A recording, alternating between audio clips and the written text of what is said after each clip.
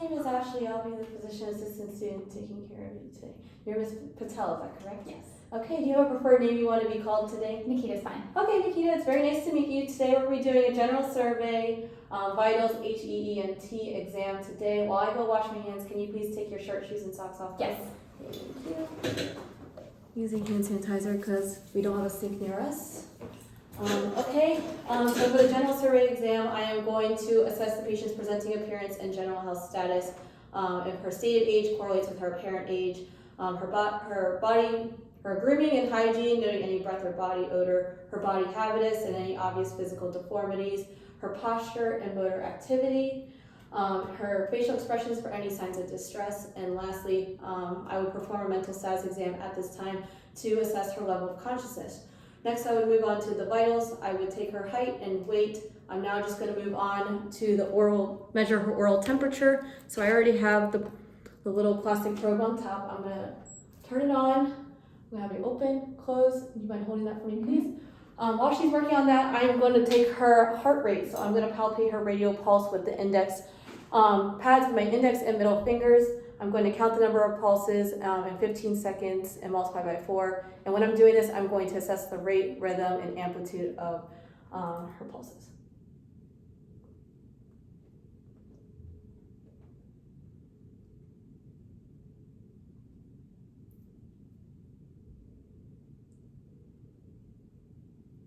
In the same position, I am going to observe her chest. I'm going to assess the rate, rhythm, and depth of respirations in 15 seconds and multiply by 4.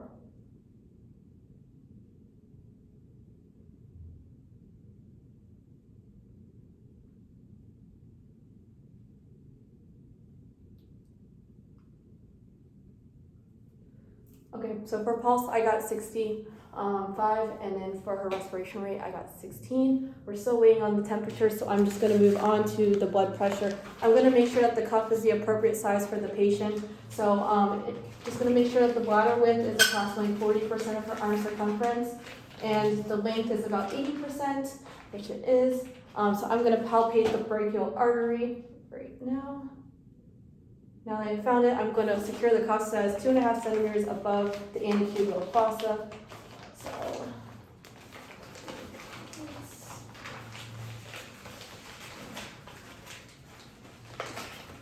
here. Next, I'm going to determine her palpable systolic blood pressure. Before I do that, it just beat, and it was 98.2. So what I'm going to do is I'm going to take her radial pulse. I'm going to turn it down. I'm going to pump it until I can no longer feel it.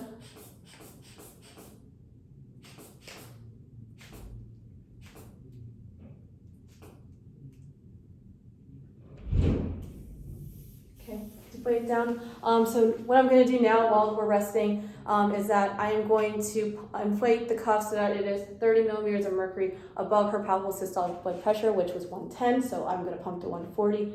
I'm going to listen for the onset of carotid cough sounds to determine her systolic blood pressure, deflate the cuff 2 to 3 millimeters per second, and then listen for the cessation of carotid cough sounds to determine her diastolic blood pressure.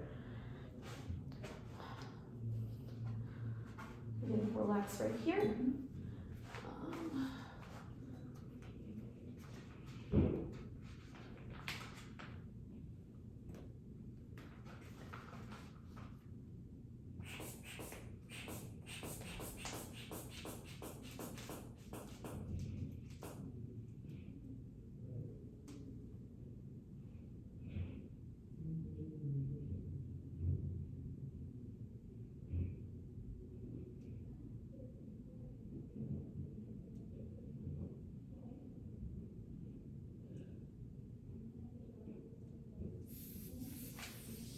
So I got 114 over 70 on this side.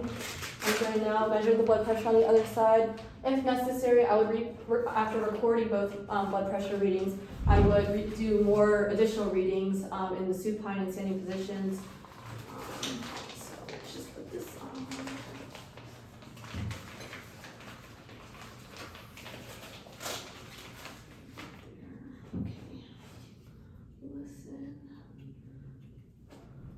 Okay.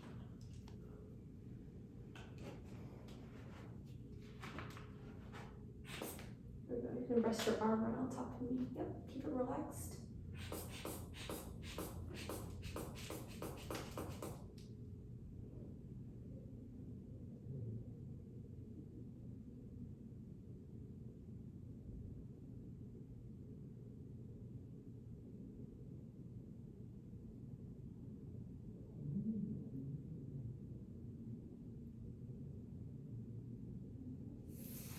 Okay, so on this side, I got 114 over 74.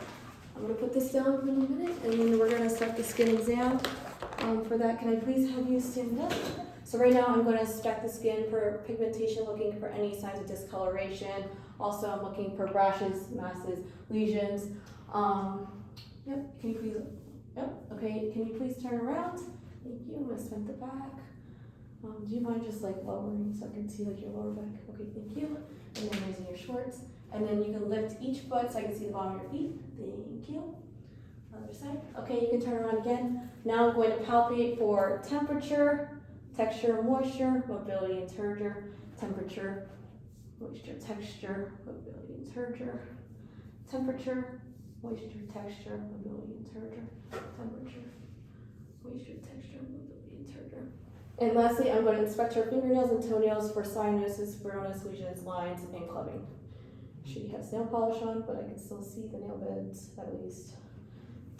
And then there. Moving on to the head exam, I'm inspecting the head for position, size, shape, contour, and deformity. I'm going to inspect the scalp. Can I please have you tuck your hair down? Sorry, I just have to form it. For hair texture, hair growth, lesions, lice, nits, and dandruff. Okay, on this side. Okay. And now I'm going to palpate the head, the skull, for contour, deformities, masses, and tenderness. And then I'm going to do palpate the scalp for mobility and tenderness, the temporal arteries for pulsations and tenderness. I'm going to palpate the temporal mandibular joint for tenderness, crepiness, and deformities. Can you please open, close, left and right? Thank you. I'm going to palpate the parotid glands for edema and tenderness. No. Okay. And lastly, I'm going to palpate the forehead for any tenderness, supraorbital ridge, any tenderness. No. Zygoma for tenderness, and the mandible for tenderness. Okay. Moving on to the eye exam, I'm first going to inspect the eyelids, eyebrows, and eyelashes for any asymmetry, erythema, and lesions. I'm going to inspect the eyelids for position and closure. I'm going to inspect the area over the lacrimal apparatus for any edema and lesions. I'm going to palpate the area over the lacrimal apparatus for any tenderness, and I'm trying to express any discharge from the nasal lacrimal duct. Okay. Next, I'm going to inspect the bulbar and palpable conjunctiva. So I'm going to actually pull down your eyelids when you look up. Okay. Now I'm going to look down. I'm looking for any lesions or injection. I'm inspecting the sclera right now for the color and noting any injection or blood. Moving on, I think we've done all the inspection parts. So I'm going to do the visual acuity test. I have my Rosenbaum chart, so I'm going to position it so that is 14 inches away from the patient. You can hold on to this if you don't mind. I want you to cover your right eye with your right hand and read the lowest line that you can. 374258. Okay, and now the other. 374258. Okay, and now with both eyes. 937826. Perfect. So I would do this with and without corrective lenses. While I still have the chart with me, I'm going to measure the pupil size and inspect for symmetry. So for her, 6 millimeters on her right, 6 millimeters on her left. Moving on, I'm going to perform the visual fields by gross confrontation test.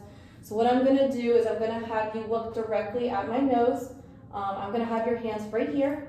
So I'm going to be waving my hands around your head, and once you see my fingers, I want you to point up, okay? Okay. Ready?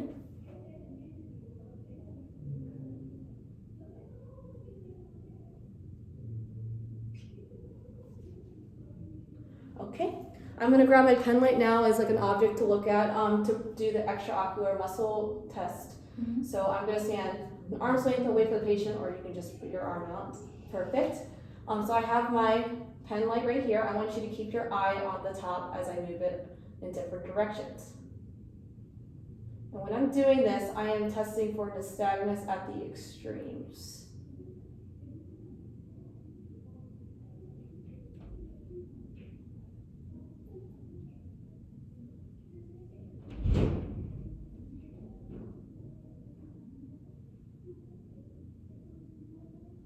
Okay, now I'm going to have you look at the picture behind me. So I'm going to test for accommodation. So as she's looking there, I'm going to ask her to now look at the pen light. Okay? And now that I'm like about an arm's length away, I want you to keep your eyes focused on the pen light as I move it towards you to test for convergence. Okay? And then I want you to keep your eyes on the pen light again as I move it down, because I'm testing for lid lag, making sure that the eyelids close symmetrically.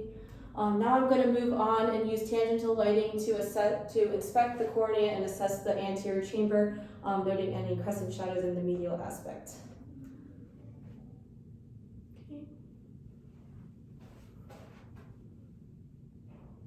Okay, and last test for at least this part. I'm going to put my hand on the bridge of your nose. I'm going to cover it so that you can't, the light can't go over there. I'm going to test for direct and consensual pupillary reaction. So I'm just going to shine the light in her eye and look at the pupil, and it constricts. Then look at the other eye for consensual. Now I'm going to do it with this eye. Constrict. Now look at the other eye. Okay, so now I'm going to get my ophthalmoscope ready. I'm going to turn it on, make sure the diopter is the appropriate size, and I'm going to dim the lights. I'm going to stand 4 feet away from the patient to assess the corneal light reflex for symmetry. Once I find that they're both symmetrical, I'm going to advance so I'm 15 inches away from the patient, have my hand on the diopter. I'm going to assess for the red light reflex, so just looking for the red, and once I find it, I'm going to advance further and look into the optic disc and inspect the optic disc, the margin, the cup to disc ratio, the retinal arteries, veins, and the condition of the retina. I'm now going to have her look into the scope so I can visualize the fovea and the macula. Okay. All right, I'm going to do it with on the opposite side. So at 15 inches, red light reflex, advance, observe the optic disc, arteries, veins, and then look into the light. Okay, for fovea and macula. Okay, now I'm going to turn that off and I'm going to bring the lights back on. We're going to move on to the ear exam. I'm going to inspect her auricles for deformities, discharge, and lesions. She has lovely earrings on. And then I'm going to palpate the auricle, tragus, and mastoid. Okay, right here. Now that I did that, I'm going to perform the whisper test. So I'm going to stand 1 to 2 feet away, whisper a 2-syllable word. Football, okay. Cupcake, perfect.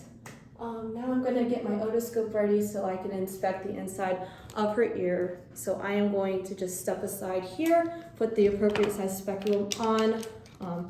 When I'm looking in, I should be inspecting the external canal for the amount of cerumen, inflammation, edema, foreign bodies. I'm going to use a fulcrum, so it's going to be my pinky, and I'm going to position it so you can actually sit down for better comfort. I'm going to hold exactly like this, insert in. I'm also going to examine the tympanic membrane for the color and contour. It's a pearly gray. I can also see the malleus, umbo, and the cone of light. I'm going to repeat this on the opposite side. So position my hand, insert right here. Okay, alrighty. Okay, now I'm going to turn that off. I'm going to get ready to get my little tongue depressor and my pen light out for actually I'm going to do the nose exam. Forgot about the nose exam. So first I'm going to inspect the nose for any deformities. I'm going to palpate for tenderness. Any? Nope. Okay, I'm gonna test for nasal patency, so I'm gonna have you occlude one nostril and then breathe in. And then breathe out. Other side. Okay. While I'm here, I'm actually just gonna palpate frontal and maxillary sinuses before I go get my scope. So I'm just gonna use my pads of my thumbs. Any tenderness? No. Okay. No tenderness. Okay. Let me. And I'm gonna change the speculum so it's a bigger one, a little bit more comfortable. I'm gonna use the fulcrum similar to the ear. I'm going to inspect the nasal mucosa, the turbinates for polyps, and then also the septum for any deviation or perforation. Can I have you please look up? Thank you. Oh, lovely. Okay, now I'm gonna do the other side. Okay, lovely. Alrighty, I'm gonna move on to the mouth exam. So I have my tongue depressor and my light. I'm basically just gonna shine my light in here and look around at the buccal mucosa. I'm gonna look at the tongue. I'm gonna look at the floor of the mouth, the roof, the teeth, the gingiva. I'm gonna actually have you take a deep, open your mouth and say ah, ah. So I'm just looking at the posterior pharynx right now, just looking at the condition of the tonsils. Can you please stick your tongue and go ah, ah. Perfect. I'm just looking for the symmetrical rise of the uvula and the palate and the phonation. And now I'm going to inspect the tongue. So can you do it again? Thank you. I'm just looking for any, the color, the texture, any lesions of any sort. I'm gonna go put my gloves on right now so I can palpate the tongue. So,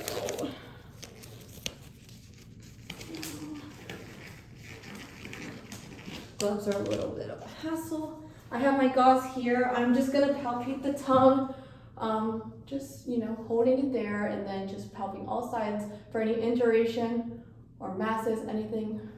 Switch sides. Okay, perfect.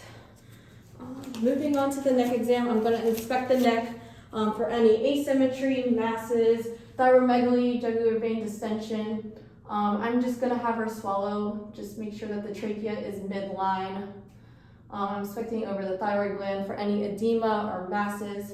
Next, I'm going to palpate the thyroid gland. So I'm going to actually go behind you. It might feel a little bit uncomfortable. Okay. Okay? Mm-hmm. So I'm going to use my pinkies to surface it on the clavicle, and then I'm going to use my second through fourth fingers to identify the thyroid gland because it should be around there.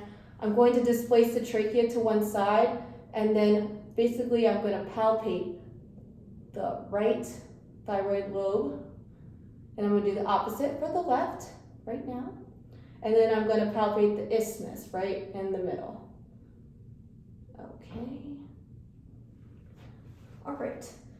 Lastly, I am going to do a lymph node exam on you today. So I'm going to start with the preauricular lymph nodes right here, the postauricular lymph nodes right here, the occipital ones in the back of the skull. I'm going to do the tonsillar lymph nodes right here, the submandibular lymph nodes right here, the submental ones right here, the anterior cervical chain,